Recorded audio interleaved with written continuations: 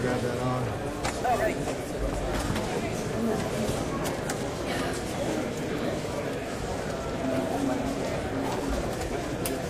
We don't have Velcro right now.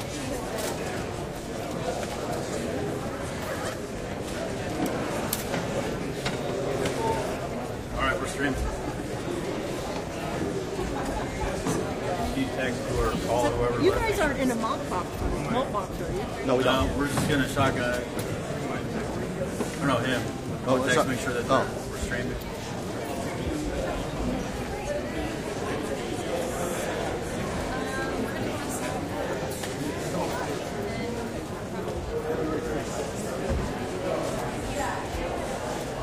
Am I going to be able to get I'm going to move out of your way.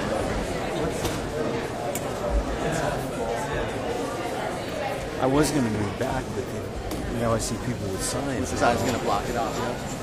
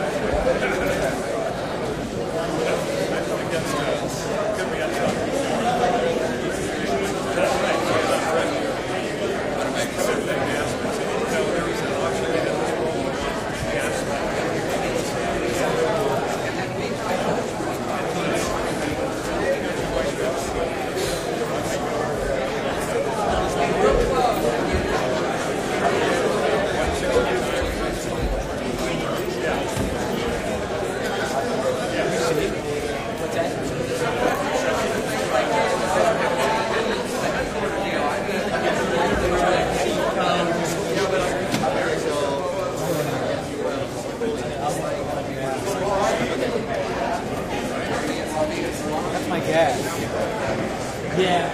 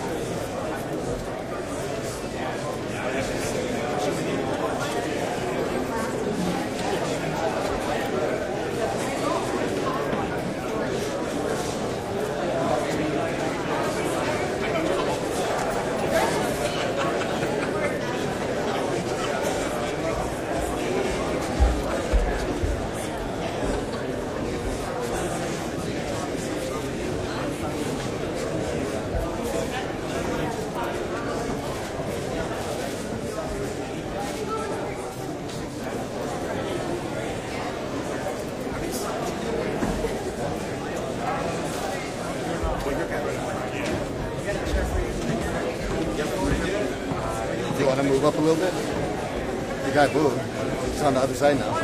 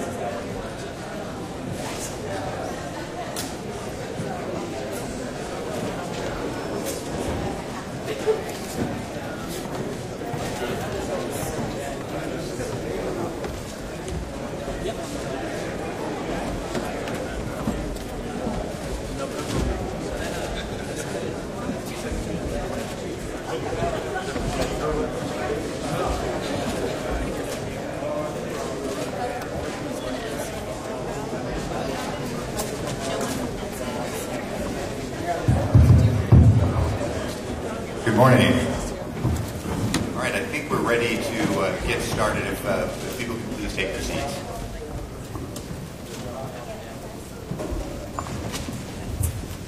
So my name is Jonathan Morrison. I'm the Chief Counsel for the National Highway Traffic Safety Administration. I'm within the United States Department of Transportation. I'm here with my colleague Mike Stoker from the United States Environmental Protection Agency's Region 9 office. And Mr. Stoker and I will be the presiding officers for today's hearing. First, we'd like to welcome all of you here with us in Fresno. I'm impressed to see that we have over 130 individuals and representatives of various organizations that are signed up to speak today. Your views are very important to us, and we appreciate that you've taken the time and made the effort to travel to be here with us today. Your participation is absolutely a vital part of this process. On August 2nd, EPA and NHTSA issued our joint proposal for fuel economy and greenhouse gas standards for passenger cars and light trucks covering model years 2021 through 2026. NHTSA also issued a draft environmental impact statement. The proposal includes a wide range of options in order to ensure that your diverse views are heard and will be considered during the public comment process before arriving at a final set of standards. Today's hearing is being held to allow interested parties to provide us with comments on the proposal and alternatives and comments on NHTSA's draft environmental impact statement in person.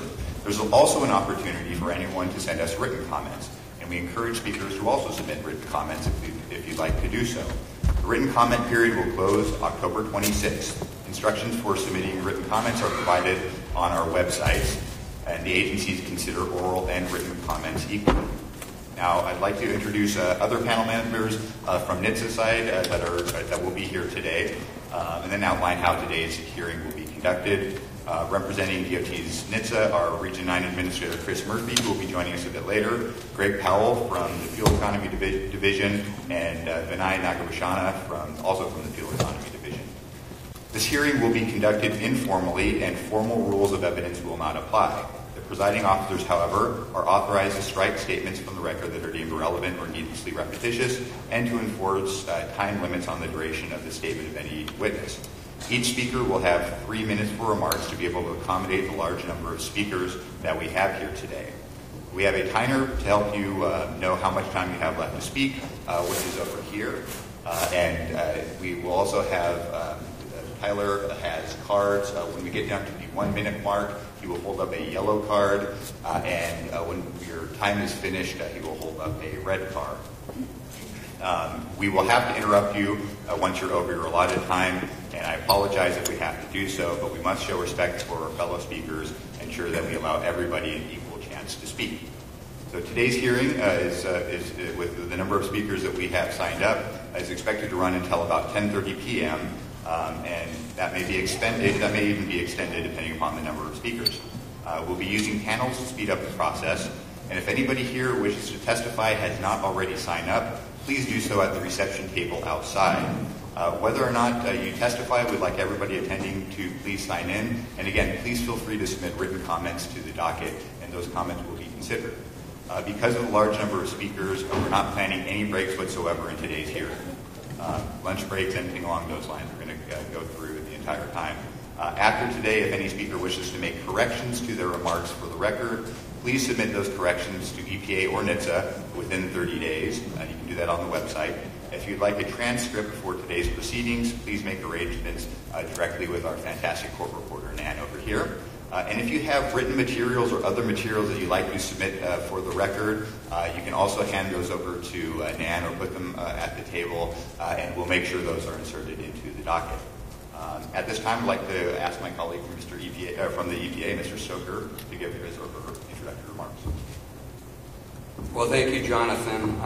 Good morning, everyone. As Chief Counsel Morrison said, my name is Mike Stoker, and I'm the Regional Administrator for Region 9 of the Environmental Protection Agency.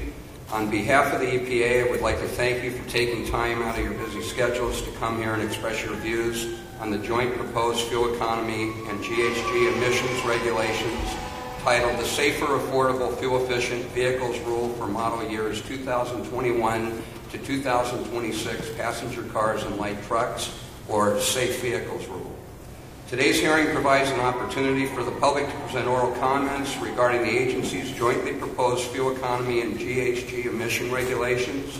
The proposed rule was signed by Deputy Administrator for the National Highway Traffic Safety Administration, Heidi King, and the Acting Administrator for the EPA, Andrew Wheeler, on August 1st, and was published in the Federal Register on August 24th. The proposed rule followed an April 2018 determination by then EPA Administrator Pruitt that the standards currently in place for model year 2022 to 2025 are no longer appropriate. The April 2018 determination concluded EPA's midterm evaluation process for those standards. EPA is proposing to amend its greenhouse gas or GHG emission standards for model years 2021 through 2025 because they are no longer appropriate and reasonable. In addition, EPA is proposing to establish new standards for model years 2026 and later. The proposed preferred alternative is to retain the model year 2020 standards, specifically the footprint target curves for passenger cars and light trucks, for the EPA GHG program and the NHTSA CAFE program through model year 2026. But comment is sought on a range of alternatives discussed throughout the proposed rule. EPA is also seeking comment on additional program flexibilities that may be appropriate in conjunction with standards more stringent than those proposed. As Chief Counsel Morrison stated earlier, there is an opportunity for anyone to send us written comments, and we welcome those comments. The written comment period for the notice of proposed rulemaking will close on October 26th. EPA and NHTSA are inviting comment on all aspects of the proposed rulemaking, and we specifically ask stakeholders to provide us relevant and up-to-date data and analysis on the many issues discussed in the proposal. Feedback provided during this hearing, as well as written comments provided in response to the proposal, will inform the final rulemaking. All comments on the proposed rule, whether provided at today's hearing or in writing, will receive equal consideration. Details on where to submit written comments can be found in the proposed rule published on August 24th in the Federal Register. Today's hearing is scheduled to run until 10:30 p.m. tonight, though we will be here as long as it takes to allow everybody who wants to testify to do so. We'll be using a panel format for today's testimony. 6 individuals at a time will sit at the table over here to my immediate left in front of the room and will provide their testimony in succession. Witnesses must state their name and affiliation prior to making their statement. After today, the official record of this hearing will be kept open for 30 days for any speaker wishing to submit rebuttals or make corrections to their remarks for the record. If you would like a transcript of today's proceedings, you should make arrangements directly with the court reporter during one of the breaks. We will also make the transcripts available in the public docket for rulemaking. Before we begin, I would also like to introduce, to my immediate right is Elizabeth Adams, who is the Director of the Air Division for Region 9 of the EPA. Elizabeth will be replacing me in my place instead when I am not present. And so I wanted you to know who Elizabeth was during various times of today's hearing. With that in mind, again, I want to thank all of you, and I would ask that the first panel of witnesses come up and join us.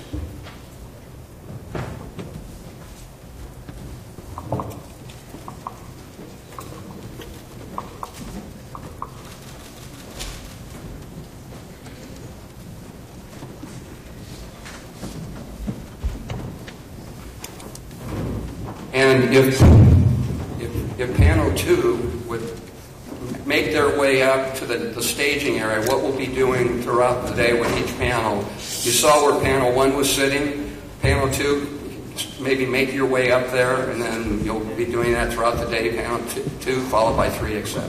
Thank you.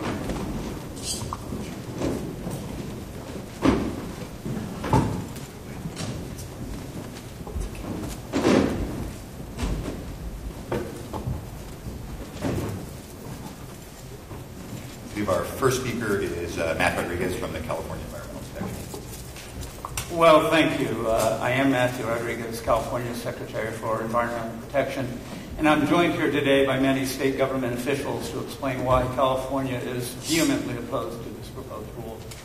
This proposal to retreat from current national standards is unsupported by science or technology, and if adopted would ultimately hurt consumers, inject significant uncertainty into the automobile industry, jeopardize public health, and undermine our efforts to protect our air and our climate. Further, the challenge of California's authority to develop vehicle emission standards is illegal and disregards a successful decades-long federal-state partnership. I'll focus on how this proposal undermines the cooperative federalism that this administration has purported to endorse. Cooperative federalism, as exemplified by the previous agreement on vehicle standards with California, NHTSA, and EPA, serves as a foundation for federal environmental law and expresses a shared commitment to enhance, not diminish, protections for the public. Now, cooperative federalism is embedded in the 10th Amendment to our nation's Constitution, which grants state police powers to protect the public's health, welfare, and safety. And as Justice Brandeis famously wrote, it's one of the incidents of this federal system that allows states to serve as laboratories for experimentation. And California is a testament to the success of this paradigm. California has long been a pioneer in controlling air pollution, spurring technological innovation, and protecting public health. In particular, California is synonymous with cars, and we've been leaders in regulating air emissions. It was the state, after all, that was instrumental in uncovering the attempts by Volkswagen to attempt to evade state and federal emissions controls. In drafting the Clean Air Act, Congress recognized the special role played by California, and the Act initially preserved the state's regulatory authority over mobile source pollution and was later specifically amended to allow other states to adopt California standards, which they have done. 12 states and the District of Columbia have adopted California standards, and a resolution from the Environmental Council of States supports the continuing right of California and other states to adopt emission standards that are more stringent than federal standards. We've relied on this authority for almost 5 decades to the great benefit of the public. Air quality has improved, preventing asthma and premature deaths around the state and country. And beginning in 2008, we successfully worked with the federal government to incorporate greenhouse gas reductions into our partnership because these pollutants worsen our air quality, fuel droughts and wildfires, and contribute to rising sea levels brought on by climate change. The current national program also has benefited the auto industry, and ill-conceived changes of the program now will only create doubt and set U.S. auto manufacturing on an uncertain path as the rest of the world continues to develop safe, advanced vehicles. So, in short, this proposal ignores the health, economic, and environmental harms caused by vehicle emissions and rolls back years of joint scientific and regulatory work. And you can be assured that California will resist at every step this administration's effort to take away the ability of the states to do what is right for our families, for our economy, and our future. Thank you.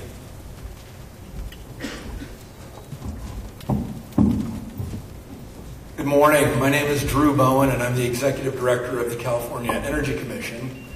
California's policies envision a California filled with cars and trucks that don't pollute, that don't make our people sick, and that don't obscure the mountains that are only miles away. And this vision is entirely within our reach. But don't take it just from California. Listen to what the automakers around this country and around the world are saying.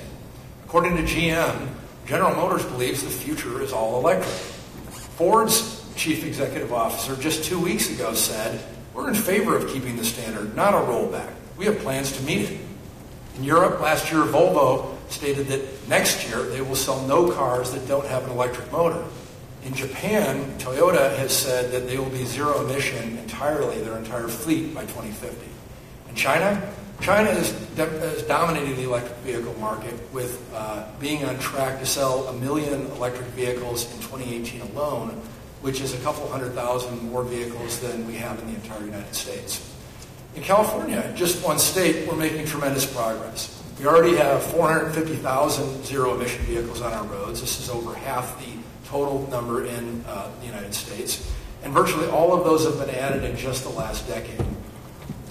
This transition to ZEVs is accelerating, with sales in July and August, these last 2 months, beating all prior months since we've been selling ZEVs. And this is a trend we anticipate will continue as more and more people try electric cars and find out how inexpensive and exciting they are to operate. The state of California is supporting this transition. The Energy Commission has invested nearly $200 million in standing up the infrastructure that enables zero-emission vehicles. The state's leadership has also spurred additional investment from the private sector, local governments, and utilities. Today, we have over 17,000 public chargers in California, thousands more private chargers, and still thousands more residential chargers. We also have a growing number of public hydrogen stations. Cleaning up our vehicle fleet is critical to the health of all Californians. Cars and trucks are responsible for 80% of the nitrous oxide emissions and 95%, nearly all, of the diesel particulate matter emissions, which make people sick in California, particularly here in the San Joaquin Valley. Cars and trucks, along with refineries, also represent the largest source, about half, of all greenhouse gas emissions. And we're feeling the impact here in California of our overproduction of greenhouse gases worldwide. We're seeing reduced snowpack and drought, more frequent heat waves, erosion of our beaches, and more and bigger wildfires. In fact, the two largest wildfires in California history, since records have been kept, took place in the last 9 months. 15 of the 20 largest took place in the last 15 years. California is marching toward a clean and prosperous future. The proposed rules represent a step backward. Thank you.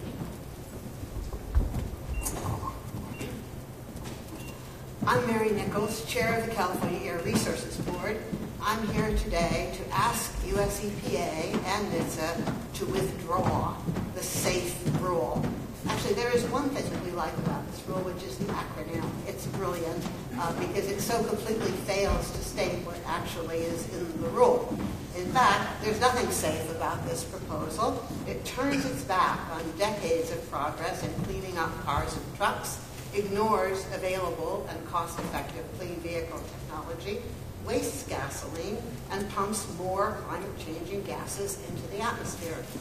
It also blows a hole in our efforts to meet health-based standards for air pollution, a point that carries additional weight here in Fresno, which, along with the Los Angeles basin, is ground zero for the most stubbornly persistent violations of air standards in the nation.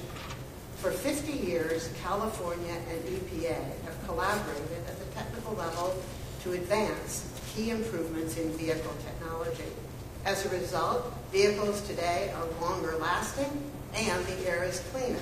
That is how Congress intended the Clean Air Act to work, and the reason why federal law recognizes California and other states that choose to adopt our standards. The capstone of this cooperative federalism is the One National Program addressing fuel economy and greenhouse gas standards. It was developed in response to a request by automakers and has been in place for a decade now, benefiting consumers, automakers, and the environment alike. But your proposal deals a mortal blow to this remarkably successful program. We will be filing extensive technical comments on the document, but I want to briefly touch on 3 major issues here. First, the proposal to attack California's Vehicle Emissions Authority is nothing more than a flabby exercise in muscle flexing. It rests on a flawed understanding of the role of the Energy Policy and Conservation Act that 2 federal courts have already rejected. Withdraw it. Second, the proposal pumps tons of additional carbon pollution into the atmosphere at a time when the evidence of changing climate is all around us. We will not sit idly by as you propose to flatline our efforts. We must continue to insist on cars that produce fewer emissions, including millions more zero-emission vehicles.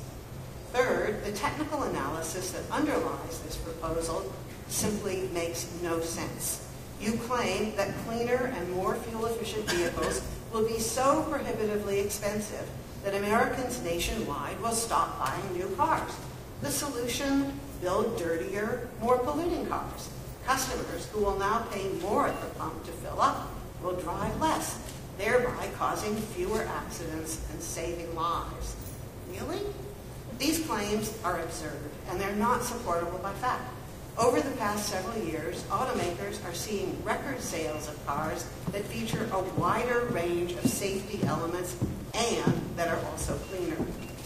In conclusion, this proposal is fraught with the risk of years of litigation, delay, and uncertainty.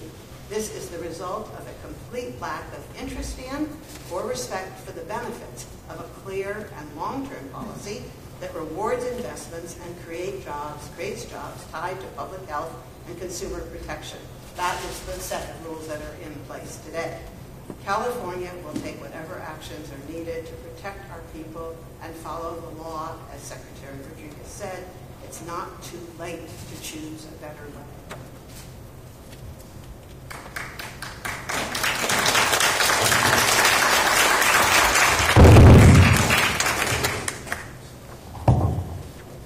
Good morning. Javier Becerra, Attorney General for California. Forgive my voice. Our state is about progress and 21st century innovation and technology. It is not about backsliding into last century's old way of doing business. We have become the world's 5th largest economy by doing what's right. For decades, we have pursued clean technology that has reduced harmful emissions, saved lives, and grown our economy. It has led to results. Take today's Ford F-150 pickup truck, the best-selling vehicle in America. In 2018, it earned a 5-star safety rating. Today's F-150 is 35% more efficient than it was in 2000. It gets better gas mileage than a 2010 Ford Taurus.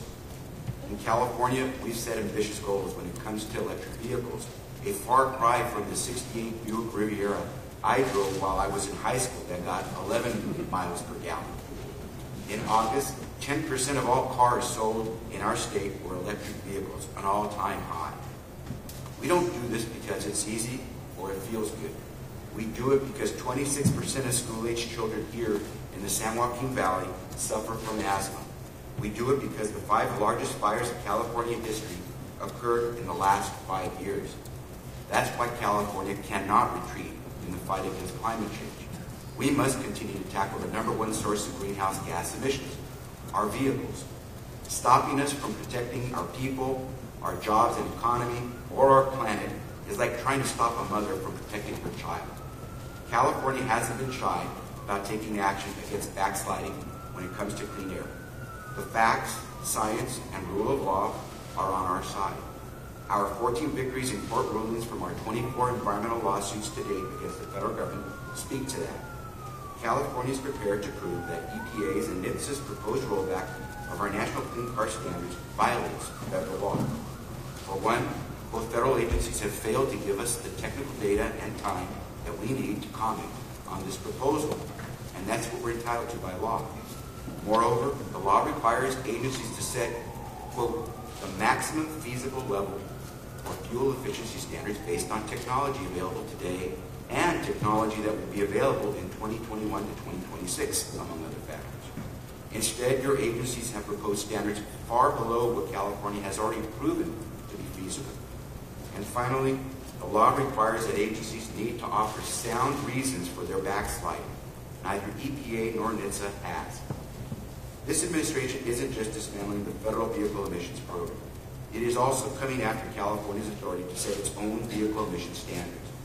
Congress granted and affirmed our right to set tougher vehicle emission standards. We've obtained more than 100 waivers actions in the past 40 years, and the EPA has revoked none. Those who claim to support states' rights should make sure they're not trampling on ours. My message to the federal government: do your job. Withdraw this proposal.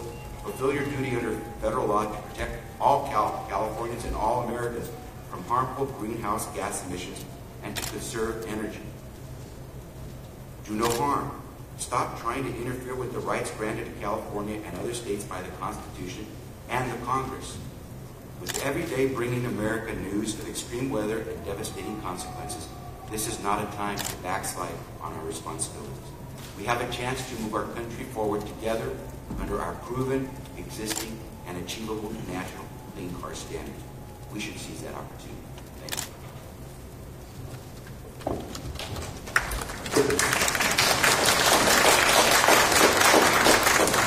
Folks, I'm going to ask that we refrain from clapping and doing things like that. We got a whole lot of speakers here, so I'd appreciate that. Thank you very much. Good morning. I am Jack Broadbent. I'm the Executive Officer for the Bay Area Air Quality Management District, the local air pollution control agency for the 9-county region that is the San Francisco Bay Area, home to 7.5 million people and 6 million vehicles. I'm here today to voice the Air District's strong opposition to the proposed withdrawal of the California waiver and the rollback of the greenhouse gas and fuel economy standards. Withdrawal of the waiver would create significant uncertainty for the Air District, California, other states, and the auto industry.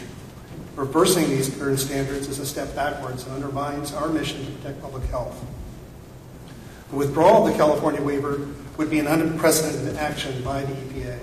The plain text of the waiver section implies that EPA has the discretion to deny a waiver under consideration, but does not have the authority to withdraw it once it's been granted. The EPA must consider far-reaching implications that would be rendered by the withdrawal and must ultimately deny. In order for us to meet the ambient air quality standards, the federal ambient air quality standards, and work towards clean air, we need the reductions in air pollution, including climate pollutants from the motor vehicle emissions fleet. Any action by the EPA and NHTSA that could lead to an increase in pollution would thwart the Air District's efforts to achieve attainment, fulfill our mission, and protect public health. Allowing the rollback of the standards and freeze them at 2020 levels would result in a slew of negative consequences. It is clear that fossil fuel consumption would increase, and additional criterion climate pollutants would be pumped into our communities and atmosphere. The growth in demand for fuel would increase upstream emissions associated with the fuel refining and distribution. We have 5 refineries in the Bay Area. Any increase in refining activities would adversely impact these communities. The proposed rule would also negatively affect the Bay Area economy. If the rule is adopted, it is estimated that by 2030 it will cost Bay Area consumers an extra $2.3 billion to fuel their vehicles. This rule will impose some further economic burdens that must not be overlooked. The responsibility to protect the environment and stop progression of climate change should not be taken lightly. California is an environmental leader, and the rest of the nation and the world follows. 12 other states and the District of Columbia have adopted California standards. Governments representing 55% of the national auto market have voiced their opposition to this rollback.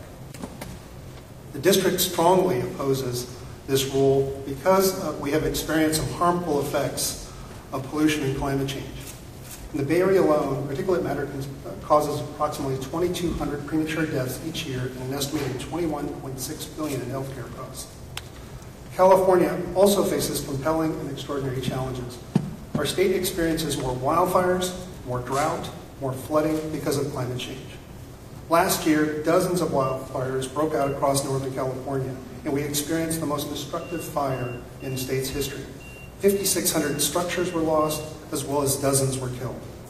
For these reasons, it's imperative that we work to stop climate change from devastating our region and our state.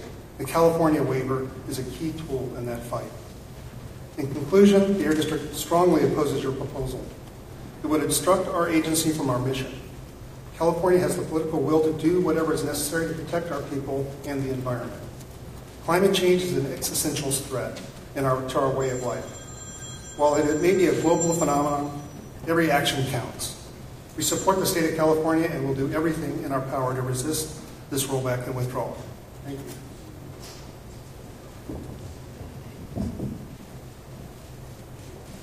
Good morning. I'm Wayne Nastry, the Executive Director of the South Coast Air Quality Management District, which encompasses the greater Los Angeles area. South Coast AQMD is the largest local air pollution control agency in the country, and we're deeply concerned about the damaging air quality impacts of the Safe Vehicles Rule if finalized, as well as potential revocation of the California waiver for light-duty vehicles. Our 17 million residents breathe the most polluted air in the nation. NOx is the primary pollutant that must be controlled so that we can meet the federal standards for both ozone and PM 2.5. And yet mobile sources constitute over 80% of our NOx emissions. Even if we were to shut down all stationary sources, we would still fail to attain the federal standards. As a local air authority, we rely on the federal government to take action. NHTSA and EPA contend that air quality impacts associated with rolling back the standard will be negligible. This is not the case. In 2023, the year in which we face a hard deadline to attain the federal ozone standards, we must reduce NOx emissions by 45% beyond existing requirements. In that year, light-duty vehicles are estimated to contribute 9% of our NOx emissions, and our estimates presume that the current light-duty regulations remain in place. Any relaxation of this standard will increase these contributions, thereby jeopardizing our attempts to attain the federal standards. We also strongly disagree with the assertion that the current light-duty regulations are not appropriate and reasonable. The proposal fails to provide credible evidence countering the record EPA provided in their 2016 midterm evaluation supporting retaining the standards. Notably, the proposal fails to cite any of the specific information provided by CARB in response to EPA's reconsideration of the standards, or in CARB's own midterm review, both of which fully supported retaining the current standards and suggested that even more stringent standards may be appropriate. We take particular issue with the proposal's assertions regarding the effectiveness of advanced automotive technologies. The automotive industry has made significant investments in zero-emission vehicles, and the sector is growing rapidly. We also disagree that consumer demand for zero-emission vehicles is weak. In Southern California, the demand for electric vehicles is strong, and demand for fuel cell vehicles far outstrips supply. This demand is not isolated to our region. Both 2016 and 17 had record levels, and in a recent study, the AAA, American Automobile Association, projects that greater than 30 million Americans will choose an electric vehicle as their next car. That California's waiver is in question is perhaps the most troubling aspect with these proposed changes. It is of paramount importance that California retains its right to establish emission standards for light-duty and other vehicles. The granting of waivers to California has long enjoyed long-term bipartisan support in recognition of the daunting air quality challenges faced by the state. And if the safe vehicle proposal is finalized, we will need to rely on even more stringent California standards to meet federal ozone standards. We will continue to evaluate the proposal and continue to submit further comments. Thank you. Thank you, first panel. I look forward to your written comments as well. And if the second panel can come up after the first panel exits.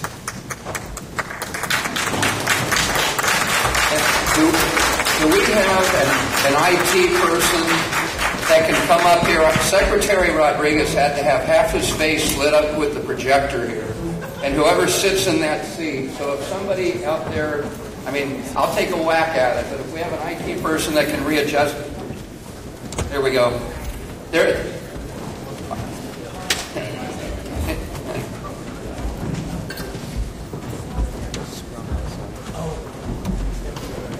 What we might do is